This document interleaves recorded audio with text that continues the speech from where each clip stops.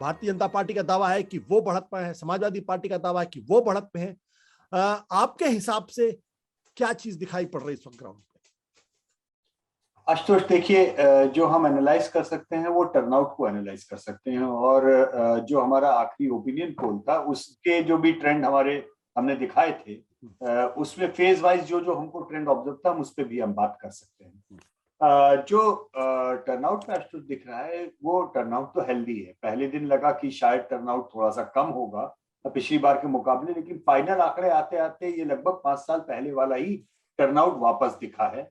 तो इसमें मान के चलना चाहिए कि टर्नआउट कम नहीं हुआ है, टर्नआउट अच्छा हुआ है।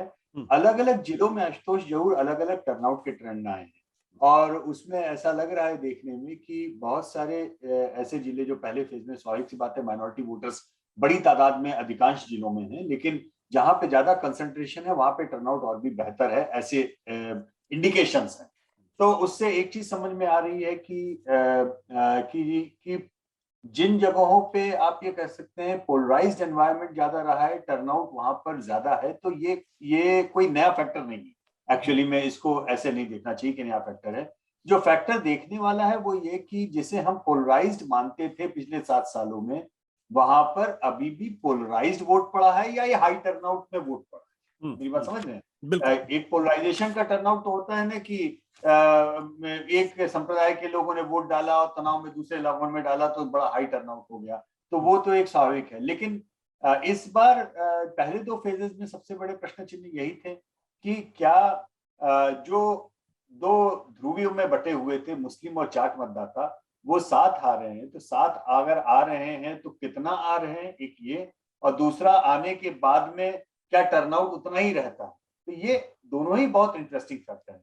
अगर ये दोनों सच में साथ में आ रहे हैं और उतना ही टर्नआउट रहता है, तो स्वाभाविक सी बात है कि वो खबर बहुत अच्छी बीजेपी के लिए नहीं होगी। और अगर ये दोनों उतना साथ में नहीं आए हैं और टर्नआउट हाई रहता है, तो बीजेपी उसको अपने तरीके से विपक्ष की बजाय बीजेपी कहेगी कि नहीं, ये तो हमारे लिए अच्छी बात है।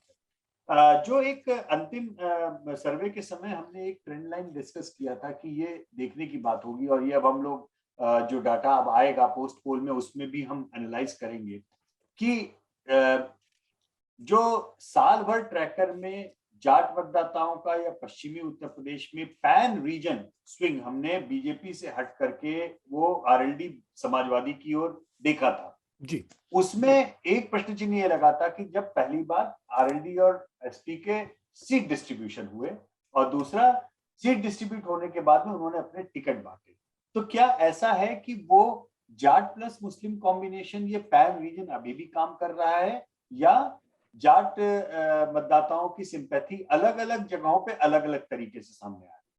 तो इतना जरूर हम ये कह सकते हैं जो जो पुराने आंकड़े हैं उसके आधार पे अंतिम पोल के समय में, कि जितनी सिंपैथी या जितना उत्साह जाट मतदाताओं में आरएलडी के लिए, जयंत चौधरी के लिए दिखा, उतना उनके पार्टनर्स के लिए उतना उस लेवल का उत्साह नहीं दिखा।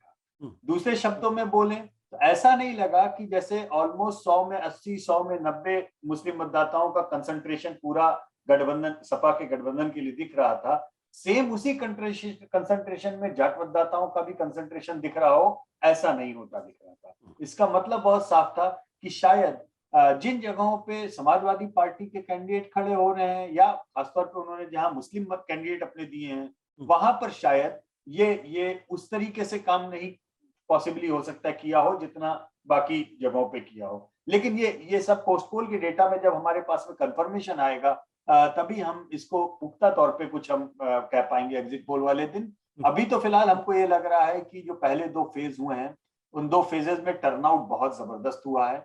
टर्नआउट हम भी जानते हैं कि ज्यादा होता है, अच्छा होता है, तो सामान्यतः हाई पोलराइज या एंटी इनकम्बेंसी, दोनों ही चीजों का एक अपने तरीके से एक इंडिकेटर माना जाता है। आपने बड़ी दिलचस्प बात की पहले चरण में, जो आपने कहा कि जो जाट वोटर था उसका रुझान वो जयंत चौधरी की पार्टी आरएलडी की तरफ ज्यादा दिखाई पड़ा, समाजवादी पार्टी की तरफ से उतना अपेक्षाकृत ज्यादा नहीं बल्कि कम दिखाई पड़ा। एक चीज और जो हमारे मन में है और हमारे दर्शक इस सवाल को जानना चाहेंगे कि जैसे जो जाट बेल्ट थी, जो शामली, मुजफ्फरनगर, बागपत, मेरठ, ये वो इलाके थे यहाँ पे वोटर टर्नआउट बहुत हाई था, 69%, 65% इस लेवल का था। लेकिन जैसे आगरा, अलीगढ़, बुलंदशहर के इलाके हैं, आगरा अलीगढ़ के जो इलाके हैं, वहां पे वोटर टर्नआउट कम दिखाई पड़ा है। तो क्या ये कह सकते हैं कि शामली, मुजफ्फरनगर और बागपत जैसे इलाकों में तो बीजेपी को नुकसान हो सकता है, लेकिन आगरा, अलीगढ़ जैसे इलाकों में उसको नुकसान नहीं हुआ, क्योंकि यहां पर वोटर का बिहेवियर या पैटर्न थोड़ा अलग दिखा है? क्या मैं गलत कह रहा हूं? नहीं आशुतोष, आप बिल्कुल सही कह रहे हैं, क्योंकि देखिए एक तो अच्छे टर्नआउट का इंडिकेटर केवल ये होता है ना, उत्साह। किसी भी जगह का लोगों के मतदाताओं में उत्साह किस पार्टी का रिलेटिव फिर ज्यादा दिखता है। तो इसके लिए कोई सर्वे की आवश्यकता नहीं समझने में के लिए इस बार पश्चिमी उत्तर प्रदेश में आरएलडी के मतदाताओं का उत्साह अभूतपूर्व था। इसमें मतलब सारे आप मीडिया की रिपोर्ट देख लीजिए, आप ग्राउंड पे जाके देखिए, तो जयंत चौधरी के लिए उत्साह तो जबरदस्त था, इसमें कोई शक। और अगर एंटी इनकम्बेंसी का सेंटिमेंट बहुत सारे छोड़ के बोले किसी भी उसमें, तो हाई टर्नआउट उसमें भी आता है। प्रो इनकम्बेंसी में हाई टर्नआउट के भी इवेंट हाल फिलहाल में नोटिस किए हैं, लेकिन कम से कम पश्चिमी उत्तर प्रदेश के केस में ऐसा जो एनेक्डोटल एविडेंस है उससे नहीं लग रहा। जो पुराने डेटा की समझ है या जो पत्रकारी एक रिपोर्टिंग की बुद्धि होती है, उसको देख के ये प्रो इनकम्बेंसी वाला हाई टर्नआउट उन इलाकों में नहीं दिख रहा है जिन इलाकों का आपने जिक्र किया। जिन जगहों पे टर्नआउट कम है आशुतोष, टर्नआउट कम होने की दशा में सामान्य तौर पे हम लोग ने ये भी एक ट्रेंड देखा है कि जिन पार्टियों के पास में कैडर वोट ज्यादा होता है उनको ज्यादा लाभ होता है। क्योंकि जैसे आपको एक बहुत विचित्र सी चीज बताएं, अब आपने देखा जो आपकी नोएडा वाली सीटें हैं, जैसे खासतौर पे बहुत ही अर्बन सीटें हैं इस तरीके की, वहां पे अक्सर ही बाकी ग्रामीण इलाकों के परिवेश में बहुत कम वोट निकलता है। मतलब आप टर्नआउट देखें तो ऐसे पंकज सिंह की सीट है नोएडा प्रॉपर, अब उस सीट के ऊपर आप अगर रिलेटिव टर्नआउट देखेंगे तो शायद आप वहां से 50 किलोमीटर आगे किसी ग्रामीण सीट से 20% भी नीचे हो सकता है उसका टर्नआउट आपको दिखे। लेकिन वो सीट ऐसी है जहां पर 1-1 लाख के मार्जिन से बीजेपी जीतती आई है। तो कम टर्नआउट पे भी हाईएस्ट पॉसिबल मार्जिन से बीजेपी वो सीटें एक्वायर करती। कारण उसका ये भी आशुतोष कि ऐसी तमाम सीटें हैं जहां पे विपक्ष के वोटर्स को लगता है यार ये सीट पे हम नहीं जिता सकते, तो एक रिलेटिव टर्नआउट कम हो जाता है। मानिए अगर हम आशुतोष की पार्टी का समर्थन करते हैं और हमें लगे आशुतोष इस सीट पर इसकी पार्टी उसमें ही नहीं है, रेस में नहीं है, तो एक मनोबल कम हो जाता है कि छोड़ो यार कौन वोट डालने जाए।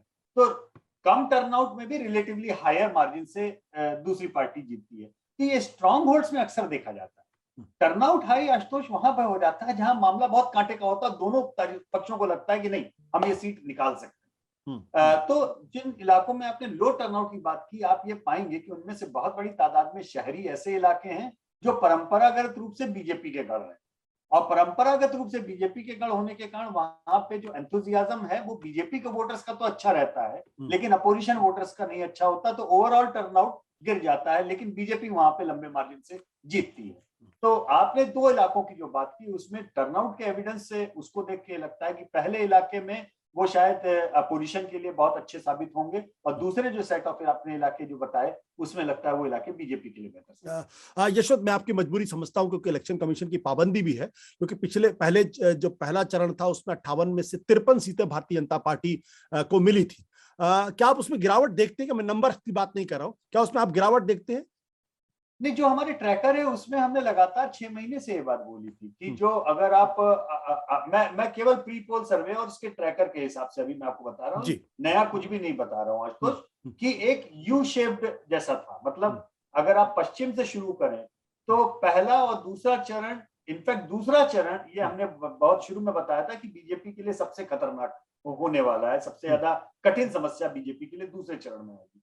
फिर वहां से इतना गिरने के बाद में फिर एक प्लेटो आता है जहां पे आप सेंट्रल यूपी में एंटर करते हैं, बुंदेलखंड, अवध, सेंट्रल यूपी, यहाँ पे बीजेपी के लिए अभी भी लीड हमारे ट्रैकर में लगातार बताया था कि बहुत अच्छी है। और अंत के दो चरण जहां पे आप पूर्वांचल की ओर जाते हैं वहां पे बीजेपी के लिए समस्याएं बढ़ने की खबर थी।